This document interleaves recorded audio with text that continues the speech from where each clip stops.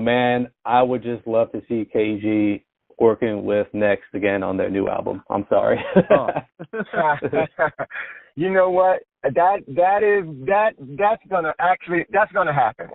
I was actually talking to the funny thing about this thing, or what you're saying, is that me and Jaheim were sitting down last night. Wow. Yeah, and then, me and Jaheim last night for the first time in a while talking about, like, we've sat down before just as friends. Like, we've always remained friends, but just never, really worked with each other for the last couple of years. But last night, I think we may have turned the corner. Wow, and I think that's it's amazing. actually coming. Yeah, I think it's actually coming. Me and him sat down last night. I told him from the outside what I saw with him. He's frustrated right now in the scenario and whatever's going on. He was working with some different people. He don't like his scenario. And he's just like, okay, I think it's time. And I said, I think so too, Ja. Man. We were talking about it, like, strongly talking about it last night. We're gonna continue talking, like, about this more next week to move even further towards making it official. And one of the things that I brought up to him was that Next. I said, and if this thing works, I said, I'm going to reach out to Next, and we're going to pull them in as well. Wow. That's dope, man. So, yeah, definitely. I love that.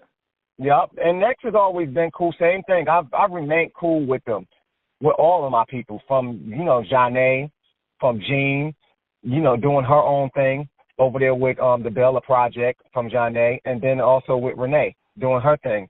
So I've maintained contact. Even Yummy and Shaquana, even with the rain that never came off. Yummy put a post up the other day, and she was talking about the rain. And a lot of people, some people are really familiar with the rain, but a lot of people are not. But that's one of the projects that was a really good project that never got to see the light of the day. And those girls were really talented. Really talented. Absolutely. We've heard some of those songs. Yep. Really talented. But, I'm definitely working towards not letting anything slip out of my way. That's why I found Leah Janae. I got Leah Janae. She's right in my backyard, and I got her because I wasn't letting that get away. And there's some more. There's some more that's coming up that I'm just, I'm not letting it get away. And I just feel like at this point now, R&B is making its strides and it's making its way back. It's fighting, but it's coming back slowly but surely. And I'm gonna put my foot down and be a part of making it come back strong. It's amazing. I think an underrated aspect of you as a label head is what you have to deal with behind the scenes, because sometimes people think you just make music and put the album out. But there must be a whole lot going into managing all these personalities and managing these artists behind the scenes, making sure they're doing what they need to be doing and keeping them in line. So can you talk about that aspect of it? Definitely, man. It's almost like your parents to all of them. Those are your kids. Even the records are your kids. And that's why, you can't help but take it personal. Back to Shakim, from Flavor, he'd be always like, hey, man, why you take this stuff so personal? I'm like, Sha, because I'm not just a manager. You're a manager. I'm a producer, man. These records and this stuff that I'm investing in this, man. I'm heavily investing in it. And those records are my kids. When they fail, that's your kid failing, man. That's why it's personal, man. So I go further. And that's why even when you have some people that are producers and they're great producers, but they can't develop artists, because there's a different mindset you have to have. It's easy. I'm not going to say it's easy, but it's easier to take a beat and put it on a platinum established artist when you don't have to deal with that artist and you just give them a great beat. And that a great artist does a great song, will be a great beat, and together y'all made a great song.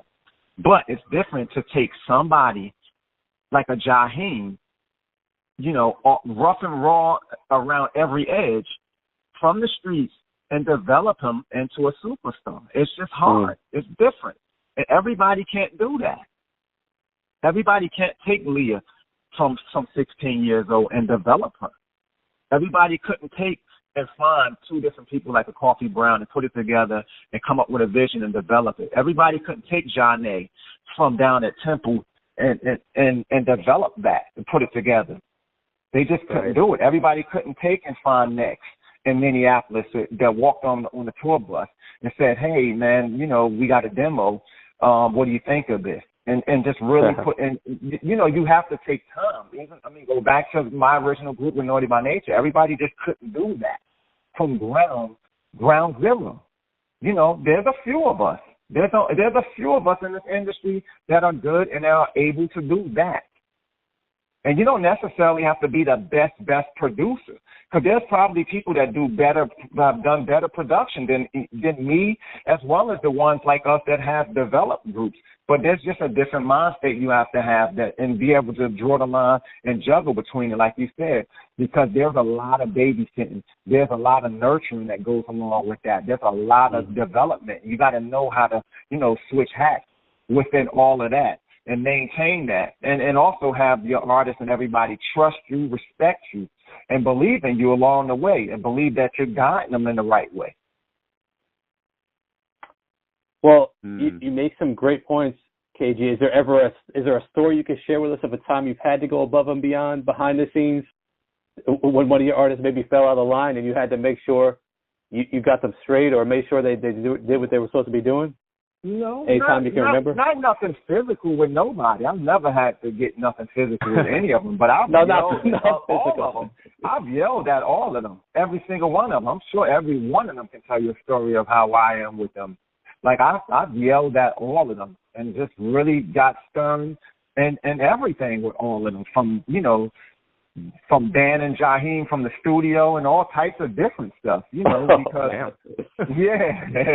it's funny, but, it's just, but I look at it and I say, you know what, that's a part of it that showed his hunger as well.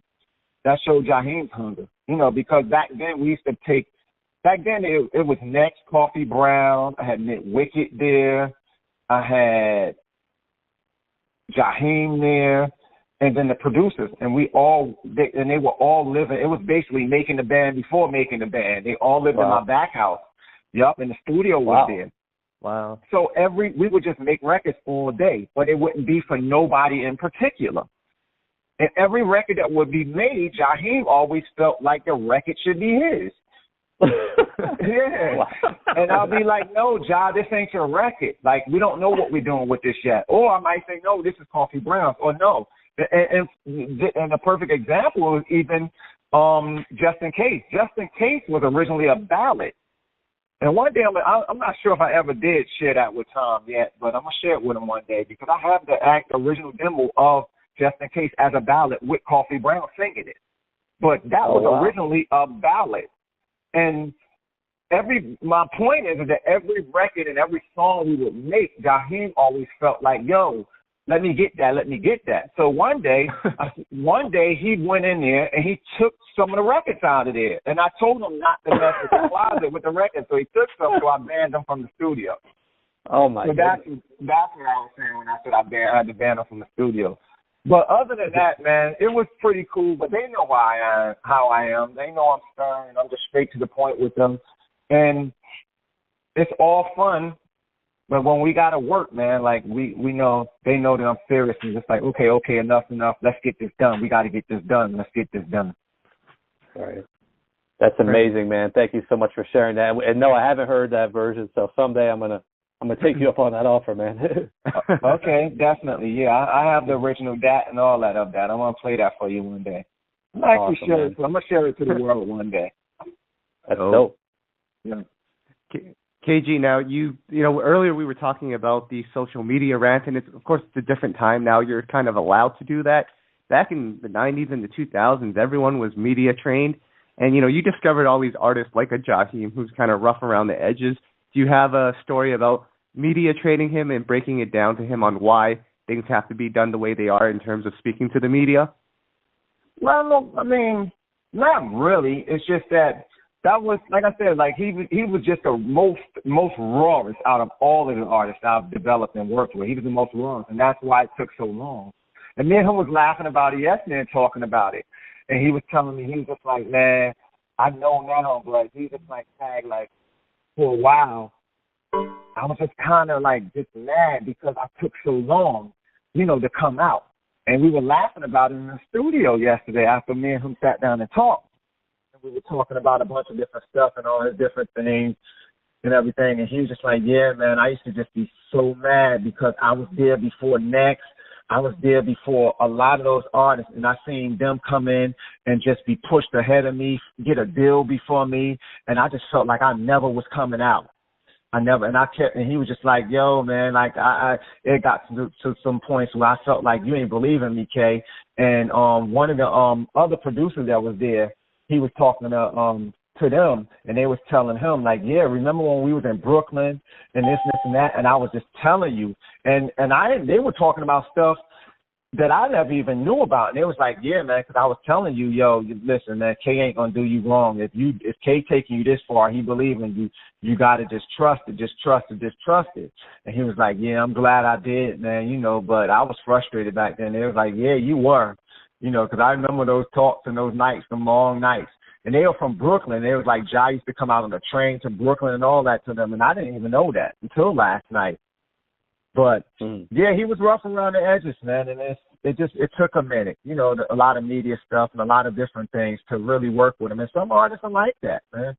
Right. Some are like that. But I can tell you one thing, that when he opened his voice, when he opened his mouth, man, that voice and that talent, that right there is unheard of. Yeah, that's one thing. And that was always my thing with him, even when I, ran across him and I discovered him back then.